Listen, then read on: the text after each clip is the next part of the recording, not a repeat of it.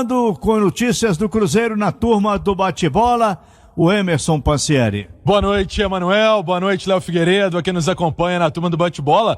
O Emanuel, você falou de segunda dose, a segunda dose de emoção, né? A segunda dose de uma partida que a primeira foi bem disputada dos dois lados. Tem tudo para acontecer isso também no domingo, com a preparação das equipes em destaque aqui na turma do bate-bola. No Cruzeiro, o técnico Felipe Conceição mandando também essa energia positiva para os atletas dentro de campo, ali nas atividades, cobrando da rapaziada, passando esse incentivo. A gente falava muito do lado psicológico, daqui a pouco vamos entrar no assunto clássico mesmo, e a equipe, o que vem preparando para esse duelo de domingo. Porque uma informação importante, 6h15, sinal eletrônico da Itatiaia confirmando. Ontem uma informação importante que foi divulgada pelo nosso companheiro João Vitor Xavier dentro do Bastidores, que tem a ligação com a sede administrativa do Cruzeiro. Esse prédio que todo mundo conhece ali no Barro Preto, prédio que chama atenção, inclusive, por ser muito vistoso e tem esse interesse do Ministério Público em desapropriar o Cruzeiro, pagando uma quantia de 40 milhões de reais ao Clube Celeste. É importante a gente explicar isso aqui, porque em certos momentos, às vezes as pessoas não entendem, porque o Cruzeiro não está fazendo uma venda. O Cruzeiro não está vendendo a sede do Barro Preto, essa sede administrativa do Barro Preto. Não é venda. O Cruzeiro seria desapropriado por um órgão público. E como é um imóvel, então, que interessa ao poder público, isso se sobrepõe, por exemplo, ao Estatuto do Cruzeiro. O Estatuto que é redigido, tem suas cláusulas, tem até onde a presidência pode agir, o conselho pode agir, enfim, outras esferas do clube, ela não pode entrar nessa área porque é uma desapropriação. E o Cruzeiro, após essa informação que foi divulgada, ele também divulgou uma nota em relação a tudo isso e a gente traz aqui dentro da Itatiaia. É público que a diretoria do Cruzeiro não tem medido esforços para cortar gastos e buscar novas receitas com o intuito de oxigenar a saúde financeira do clube. Além de significar uma economia importante para a instituição, a mudança da sede administrativa sempre teve entre seus objetivos a oportunidade de rentabilização para os cofres do Cruzeiro, seja em modelo de locação ou de venda condicionada, neste último caso, venda à apreciação e aprovação do Conselho Deliberativo. A diretoria tem estudado de forma responsável e minuciosa diversas propostas e consultas realizadas, mas ainda não há uma definição. Esse é o posicionamento oficial do Cruzeiro, mas o que a gente sabe e que trouxe também na apuração o João, a história está andando, o Cruzeiro sabe que pode ser uma grana importante para os cofres do clube, que vai disputar essa temporada 2021 novamente na Série B do Campeonato Brasileiro. A receita é muito menor do que aquela que o Cruzeiro tinha quando disputava a Série A. E o próprio Jarbas Soares Júnior, que é procurador-geral de Justiça, ele, utilizando as redes sociais, ele falou sobre esse assunto e explicou também aos torcedores que fizeram algum tipo de ponderação, que não entenderam o porquê que o Ministério Público estava nesse caso. É um assunto que interessa muito aos cofres do clube e a gente até traz essa parte do Jarbas Soares nas redes sociais. Quanto à notícia divulgada da aquisição da sede do Cruzeiro, informo que o MP, que o Ministério Público, procura sim imóvel para ser o novo órgão de investigação do dinheiro desviado, inclusive para locação. Há inúmeras opções. A do Barro Preto será possível se também for bom para o Cruzeiro. E aí, Léo, Emanuel, é uma história que tem ainda outros capítulos para serem desdobrados. Quando você chegou na redação, Pansi, eu te fiz uma pergunta, Por que o Ministério Público teria interesse no prédio da sede do Cruzeiro? O que você me respondeu? Porque está em frente ao prédio. Verdade. E pela localização. É um assunto complexo, que precisa ser muito bem explicado por todas as partes, mas acho que o que precisa mais ser analisado e debatido, Emanuel, é a questão Cruzeiro, venda de patrimônio. Até mesmo porque isso, para vender, precisaria do estatuto, de passar pelo conselho, pelos conselheiros. No caso de uma desapropriação, não. Mas o que o Cruzeiro precisa ter muito bem organizado, que se realmente ocorre essa desapropriação e o Cruzeiro recebe um valor pela sede, que esse dinheiro seja muito bem gasto em dívidas e num planejamento para o clube sobreviver. Ninguém quer vender patrimônio, ninguém gosta de se desfazer de patrimônio. Qualquer pessoa que tem algum patrimônio não quer vender. Mas se você ficar apertado, se tem dívida, é ali que você recorre. O que o Cruzeiro não pode ter lá na frente é outra dívida e sem patrimônio. Aí cabe a essa gestão, a essa direção, agir com responsabilidade. Não sei o que você pensa, Manuel, mas eu acho que é uma situação normal para qualquer empresa ou pessoa física mesmo. Quando você está apertado, se tem patrimônio, é ali que vai morder.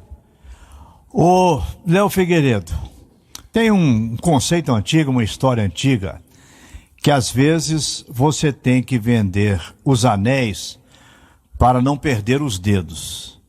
É a situação de momento e não vamos ficar só no Cruzeiro.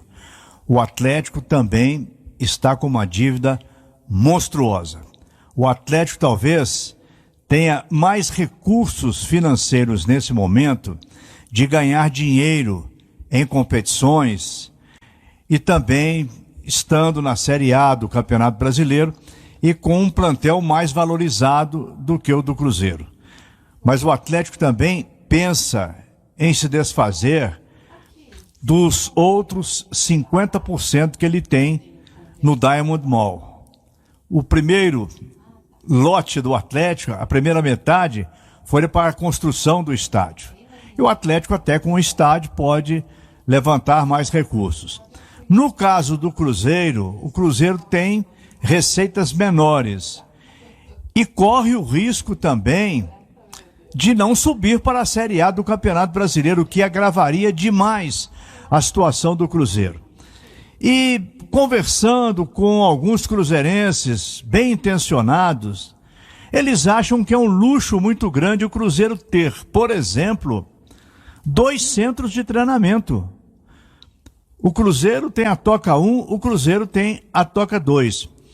E o Cruzeiro poderia pensar também, naquele espaço de um quarteirão no Barro Preto, de fazer uma parceria com um shopping, com um supermercado e arrecadar mensalmente e recebendo luvas pela participação.